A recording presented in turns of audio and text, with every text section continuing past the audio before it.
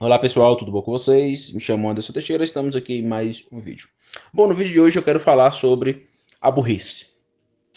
Eu recebi de um colega, engraçado, todas as críticas que estou recebendo não são críticas, apenas um amigo que de fato vem até mim e faz críticas e eu as considero. Mas a maioria, tirando esse colega, todas as outras críticas que eu estou recebendo são sempre críticas que eu recebo de terceiro, ou seja, o indivíduo alguém que conhece algum inscrito meu, ou viu algum vídeo, passa para um terceiro, esse terceiro vai e critica. Fala que eu estou errado em um ponto, eu estou errado em outro, mas não demonstra, né? Não demonstra bosta nenhuma. Então eu desafio aí demonstrar e destruir a filosofia quadrante. Eu desafiei, por exemplo, eu desafiei aí o- o- alguns alunos do Olavo a destruir o vídeo aí que eu faço a crítica ao Olavo em relação à minha ontologia e a questão do nada. Eu demonstrei a partir do Mário Ferreira dos Santos que o Olavo está equivocado, que temos que sim dar positividade ao Meion. E eu vi outro cara burro em um canal aí, eu esqueci o nome desse canal, dizendo que o Mário estava errado ao trabalhar o tema do Meion. Pelo amor de Deus. Mas tem gente burra em nosso país. Cara, como diria o Olavo, né? O Mário, ao lado de Leibniz, é um filósofo que pode sentar à mesa com Platão e Aristóteles. Aí um sujeito, um cu sujo, que não produziu merda nenhuma, provavelmente não parou para sentar a bunda para estudar o tema. Eu duvido muito que ele parou para estudar o tema. Aparece num comentário de YouTube dizendo que o Mário Ferreira dos Santos está errado. Qual é a sua obra, ou imbecil, ou burro? Aí vem um indivíduo dizendo o seguinte para mim. Um amigo meu passou isso. É impossível unir a filosofia de Olavo de Carvalho, porque, não sei se vocês acompanham meu canal aí, né? Eu tenho trabalhado a teoria das 12 camadas metafisicamente. E eu estou escrevendo nesse exato momento um livro sobre isso, que eu chamo de A Metafísica do Eu Tutus, uma quinariologia ontoantropológica. É o título do livro. Já escrevi acho que 30 páginas. E eu vou colocá-lo à disposição em e-book, provavelmente ainda esse ano. E estou escrevendo sobre isso. E eu percebi que a teoria das 12 camadas, a máquina é astrologia, dane-se. Dane-se. Tem astrologia, tem astrocaracterologia, tem caracterologia, dane-se, dane-se, dane-se. O cara vem com esse papinho de que a teoria das 12 camadas é influenciada pela astrologia, demonstra também burrice. Nem conversa. Dito isso, o dito aluno do Olavo, estudioso do Koff, estudioso das obras do velho, para ele não é possível, por quê? Porque ele é um aristotélico, o Olavo é um aristotélico e o Mário Ferreira dos Santos é um platônico. Então, como você vai unir dois sistemas filosóficos opostos? Esse era o ponto, cara. Só que, primeiro, eu estou fazendo essa síntese a partir da filosofia quadrante. A partir da filosofia quadrante. O que é filosofia quadrante? Eu já expliquei. Tem trocentos vídeos aí, tem trocentos podcasts que eu gravei. Eu gravei mais de 160 podcasts no Spotify.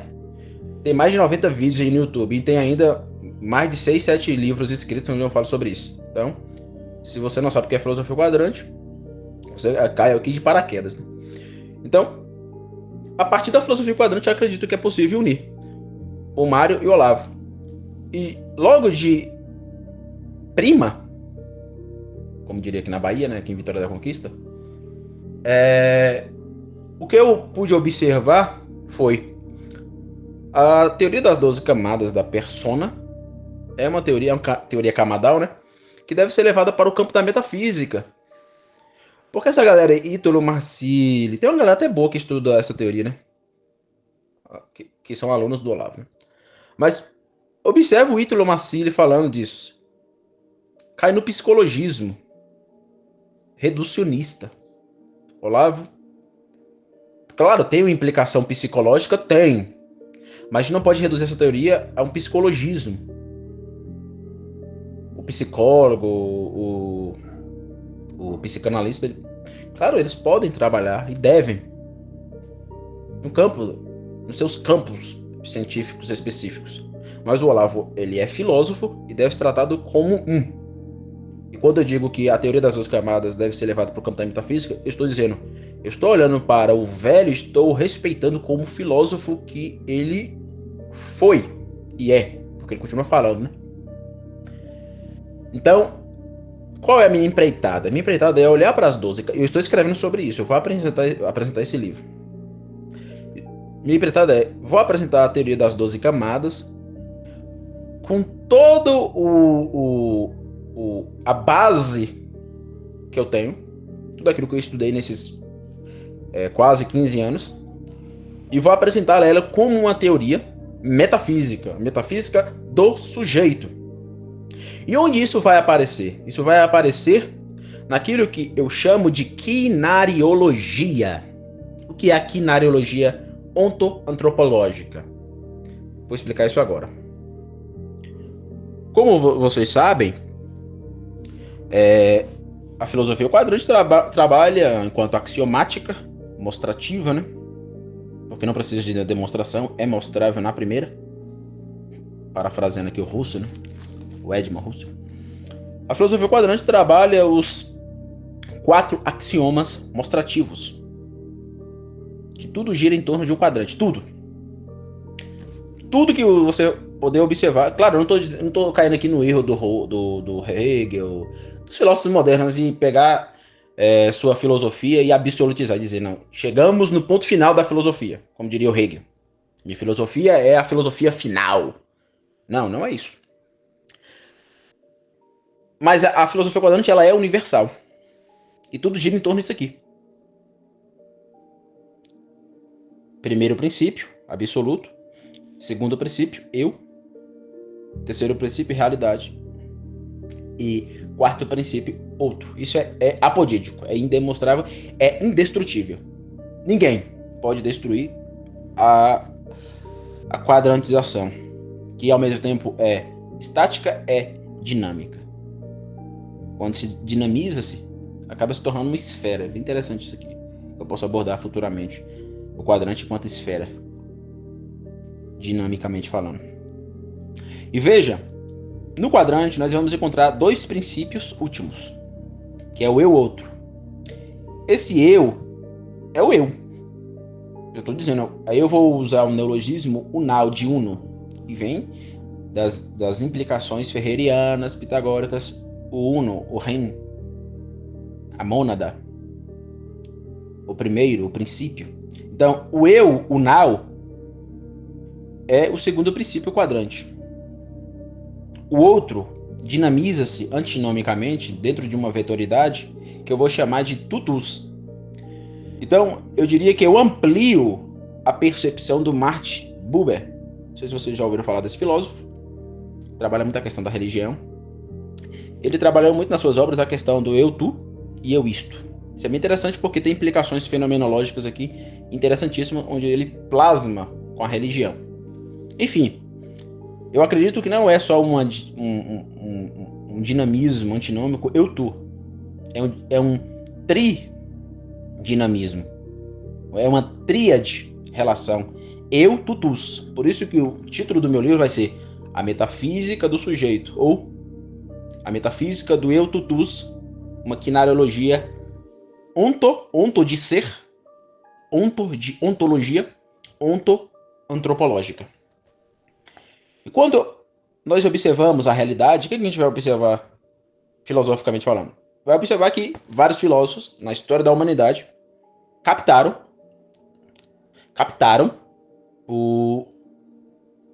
as estruturas ontológicas da realidade. Fizeram metafísica, gênero, e quanto espécie, captaram ontologicamente leis ontológicas que está plasmada, enquanto meteses, na realidade criacional. Então, por exemplo, quando eu olho para... eu estou aqui com controle de televisão nas mãos. Para usar aqui conceitos da filosofia quadrante, né? Isso é um ser ente inanimado modelado. Esse controle, ele só pode ser aqui, enquanto ser sendo, Dasein, Sosein, eu só posso acatamentalizá-lo, ou seja, a minha consciência intencional vai ter essa estrutura ôntica formal, porque o Criador, o Uno, por meio da sua nous infinita potência ativa, onipotência, como dirá o Mário Ferreira dos Santos em Filosofia Concreta, ele emanou neste ser leis ontológicas. Então, essa coisa só existe porque Deus dá o sustentáculo ontológico para ela. Tá entendendo? E tudo que existe onticamente, aquele que os tomistas vão chamar de entes de existência ou entes reais, o ente real, né? O ente real só existe porque Deus, enquanto Uno, na sua infinita potência ativa, nous, tirou tudo meontologicamente do não ser e deu ser ôntico e ontologicamente. Então Deus é o sustentáculo ôntico ontológico para tudo que existe aí. Então, o que o filósofo faz? O filósofo vai na busca da sabedoria, ou pela sabedoria, né? Ele vai buscar essas leis ontológicas. E ele vai captando leis ontológicas que está aí estendere, ou seja, que se estende para fora. Só que temos que olhar para dentro de nós mesmos, entender. E quando nós olhamos para o eu, outro, temos que observar uma metafísica do sujeito. Antes, então, não significa que as leis ontológicas que está estendere não plasma no eu outro? Não, gente. Claro que plasma. Eu posso analisar, por exemplo, eu vou fazer isso, por exemplo, as categorias no ser sujeito. Eu posso analisar a década sagrada ferreriana no ser sujeito. Não é isso. Só que nós temos que dar um valor, buscar, ver, até para enriquecer mais a antropologia metafísica do sujeito. A gente tem que buscar essas leis no sujeito e do sujeito plasmada no eu. E o Olavo captou. Na minha opinião, a teoria das 12 camadas são leis ontológicas no ser sujeito. O Olavo captou, mas foi criada por Deus. Então, se há um princípio de avanço camadal, que o Olavo coloca, o há porque essas camadas, enquanto leis ontológicas, foram criadas por Deus. Então, a partir do momento que o homem levantou-se da sua animalidade, foi soprado na sua narina a Enxamá, ele passou a trabalhar o seu processo de avançar na personalidade. Tá entendendo? Então, a metafísica do ser sujeito, ela começa onde? Ela começa no quadrante, só que tem um ponto elementar, que é aquilo que eu vou chamar de quinariologia. A quinariologia não surgiu da minha mente, surgiu na igreja a qual eu faço parte. O pastor Leandro Rocha, o pastor a qual é o meu pastor, ele estava pregando um sermão e ele dizia que existem 5 perguntas últimas que todo ser humano faz.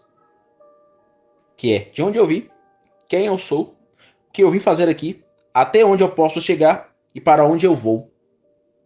Essas 5 perguntas são perguntas últimas e perguntas metafísicas. Aí eu trabalhei essa questão aí, para além da perspectiva exegética pastoral, eu a trabalhei metafisicamente. Trabalhando, primeiro ponto, origem, segundo ponto, personalidade, terceiro ponto, vivencialidade, quarto ponto, potencialidade e quinto ponto, imortalidade. 5 pontos, daí vem o termo quinariologia, ontropológica.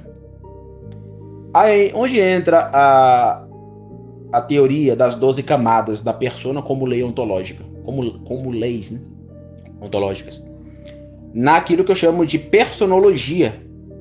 Depois da pergunta de onde eu vim, eu devo perguntar quem eu sou. E quando eu pergunto quem eu sou, eu estou perguntando quem eu sou dentro da quinariologia e aprofundando, dando um aprofundamento à personologia, eu encontrei o Olavo com a sua teoria das 12 camadas da persona. E para mim dar um valor ontológico seguro, eu usei a década sagrada do Mário Ferreira dos Santos e plasmei a década sagrada na teoria das 12 camadas. E eu vou demonstrar isso no meu livro. Tá entendendo?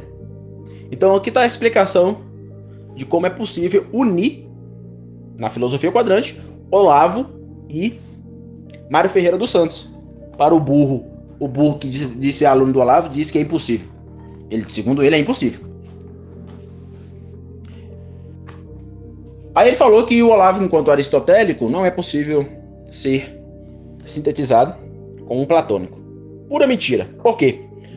Porque a escada de Jacó trabalha dois aspectos.